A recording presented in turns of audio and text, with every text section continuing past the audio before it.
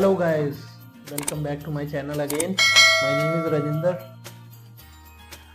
So today I just pick up the topic for the students. Generally the students were confused what are the documents required for their visa filing. They generally don't know about the documentation process. तो आज मैं इसको थोड़ा सा explain करने जा रहा हूँ और इजी वे में, काफ़ी इजी वे में एक्सप्लेन करूँगा। जो स्टूडेंट्स स्टडी वीज़ा आयरलैंड के लिए अप्लाई करना चाह रहे हैं उनके लिए मैं चेकलिस्ट को थोड़ा सा एक्सप्लेन करूँगा। एंड सेकेंडली आप चेकलिस्ट का जो लिंक है वो नीचे डिस्क्रिप्शन में भी मेंशन है और वहाँ से उसको डाउनलोड कर सकते हैं। तो जैसा कि मैंने बताया है ये वीडियो थोड़ी सी शॉर्ट बनेगी। तो let's talk about the checklist for study visa in Ireland. तो सबसे पहले मैं स्टूडेंट आपको बताना चाहूँगा कि पासपोर्ट, ओरिजिनल पासपोर्ट आपका है डॉक्यूमेंटेशन का पार्ट। अगर किसी स्टूडेंट के पास कोई प्रीवियस पासपोर्ट है वो एक्सपायर हो चुका है तो जितने भी प्रीवियस पासपोर्ट्स है every and each previous passport should have to be submitted along with the current passport. Then उसके बाद आ जाता है कवर लेटर। कवर लेटर काफ़ी सिंपल वे में बनाइए, आपका इंटेंशन टूवर्ड्स कि आप क्या करना चाह रहे हैं, कौन से कॉलेज में जा रहे हैं और कौन से कोर्स के लिए जा रहे हैं। देन कवर लेटर के बाद है चेक एंड वेरीफाई फॉर्म, जो कि बहुत ही मोस्ट इम्पॉर्टेंट फॉर्म है। वो फॉर्म की डिस्क्रिप्शन से आपको लिंक मिल जाएगा, उसको आप डाउनलोड कर सकते हैं। देन उसके बाद इम्पॉर्टेंट है अवेट्स फॉर्म, जो कि ऑनलाइन वीज़ा फॉर्म के नाम से जाना जाता है, AVATS फॉर्म। तो ये आपको ऑनलाइन फिलअप करना होता है। फिलअप करने के बाद इस फॉर्म को सबमिट किया जाता है।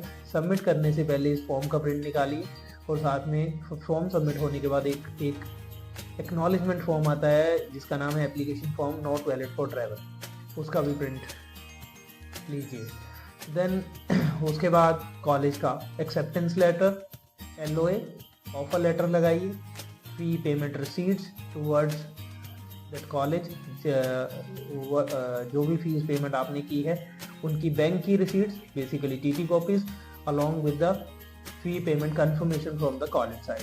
अगर आप ट्रांसफर मेड से फी पेमेंट कर रहे हैं तो वो रिसीट ही काफ़ी इनफ होती है। बट अगर आप जनरली बैंक ट्रांसफ़र कर रहे हैं तो TT कॉपी और साथ में कॉलेज की फ़ी कंफर्मेशन भी आपको सबमिट करनी है।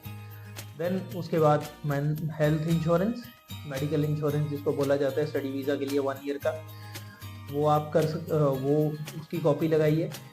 अगर स्टूडेंट्स को हेल्थ इंश्योरेंस लेने में दिक्कत आ रही है या नहीं पता है, प्लीज़ आप मुझे कांटेक्ट करिए, हम लोग आपको हेल्थ इंश्योरेंस के लिए गाइड करेंगे for study visa in Ireland. Then after insurance PCC की कॉपी लगाइए। PCC के बाद देन आपकी स्टेटमेंट ऑफ पर्पस के बाद आपका डिटेल्ड रिज्यूमे, टिल डेट का रिज्यूमे आपका लगाइए। देन रिज्यूमे के बाद आपका English score, IELTS, PT, TOEFL, Duolingo, whatever you have given। तो इंग्लिश स्कोर कार्ड आने के बाद देन आपके ऑल एकेडमिक्स इन ओरिजिनल, सारे डॉक्यूमेंट्स ओरिजिनल में लगेंगे। So all original from 10th to last education, like 10th mark sheet, 12th mark sheet, then bachelor degree certificate, semester wise mark sheets, consolidated mark sheet। So please keep one thing in your mind कि semester wise mark sheet जो है वो mandatory है consolidated mark sheets के साथ। So you can't submit the consolidated mark sheet, semester wise mark sheet or year wise mark sheets are mandatory to submit। Then आपके work experiences आ जाएंगे after जो आपकी लास्ट एजुकेशन है, basically what ever you did, whether it's bachelor degree और a master degree, जो भी आपका किया है। उसके बाद फिर आपके वर्क एक्सपीरियंसेस या after study to till date whatever you did, so you will have to submit all the work experience if you have left the previous companies and currently if you are working then you will have to submit the joining letter, offer letter of that company along with the latest 3 month salary slips and salary account statement which is mandatory.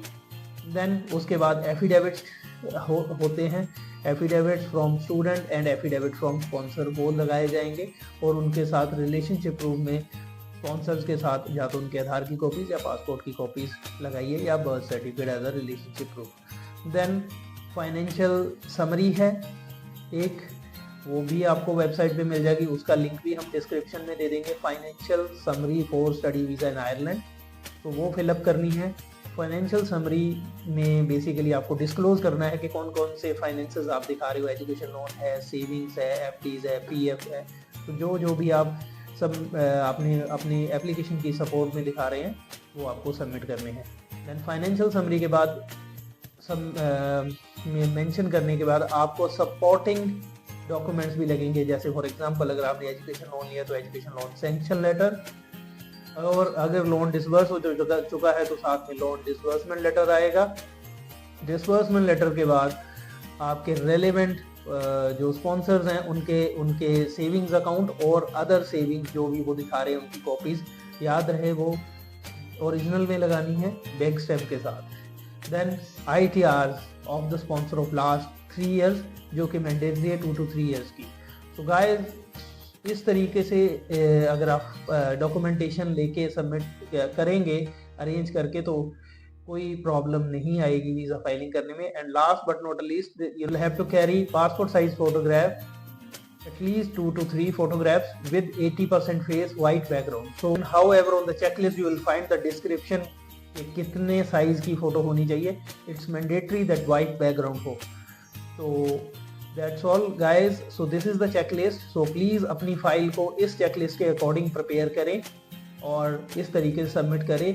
If in case आपको किसी भी तरह की कोई problem आ रही है आपकी visa documentation में, वीज़ा फाइलिंग में, या कोई और प्रॉब्लम आपको आ रही है related to work experience, related to gap और फाइनेंसेस, तो प्लीज़ आप हमें नीचे दिए गए नंबर्स पे कांटेक्ट करें, ईमेल करें या हमें डायरेक्ट मैसेजेस करें, और हमारा इंस्टाग्राम चैनल भी प्लीज़ फॉलो करें, उसका लिंक भी नीचे दिया गया है।